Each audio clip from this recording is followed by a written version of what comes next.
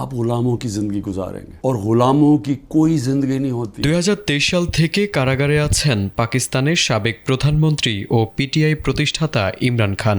একসময় যিনি ছিলেন দেশের সবচেয়ে জনপ্রিয় রাজনৈতিক নেতা, আজ তিনি বন্দী অবস্থায় কাটাচ্ছেন দীর্ঘ সময়। সম্প্রতি ইমরান খানের সন্তান কাসিম ও সুলাইমান খান ব্রিটিশ সংবাদ মাধ্যম স্কাই নিউজের একটি অনুষ্ঠানে গভীর আশঙ্কার কথা প্রকাশ করেছেন। তারা জানান কয়েক মাস ধরে তারা তাদের বাবার সঙ্গে কোনো যোগাযোগ করতে পারছেন না, কারণ তাকে ডেথ সেলে রেখে মানসিক নির্যাতন করা হচ্ছে। এমনকি তারা ভয় পাচ্ছেন হয়তো আর কখনো বাবাকে জীবিত অবস্থায় দেখার সুযোগ পাবেন না।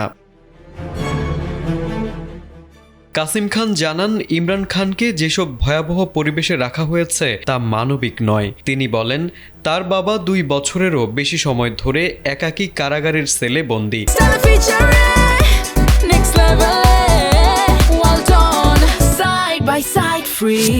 যেখানে খাবার পানির মান অত্যন্ত খারাপ। আশেপাশে থাকা বন্দীরা মারাত্মক রোগে আক্রান্ত, কেউ কেউ মারাও গিয়েছেন। নোংরা পরিবেশে সম্পূর্ণ মানবিক সংযোগ থেকে বিচ্ছিন্ন অবস্থায় দিন কাটাচ্ছেন সাবেক এই প্রধানমন্ত্রী।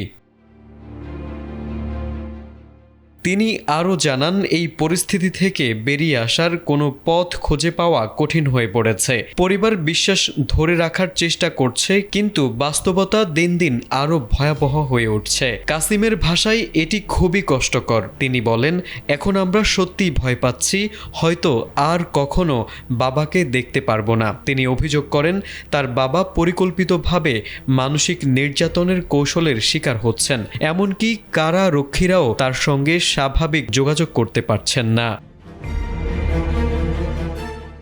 সুলাইমান খান দাবি করেন, তার বাবাকে কার্যত ডেথ সেলে রাখা হয়েছে, যেখানে 24 ঘন্টার মধ্যে 23 ঘন্টাই তাকে সেলে বন্দী থাকতে হয়। তিনি বলেন, ইমরান খান বর্তমানে যে কঠিন অবস্থার মধ্যে আছেন তা আন্তর্জাতিক আইন অনুযায়ী কোনো বন্দীর ক্ষেত্রেই গ্রহণযোগ্য নয়। তারেক আজিজ, এটিএন বাংলা।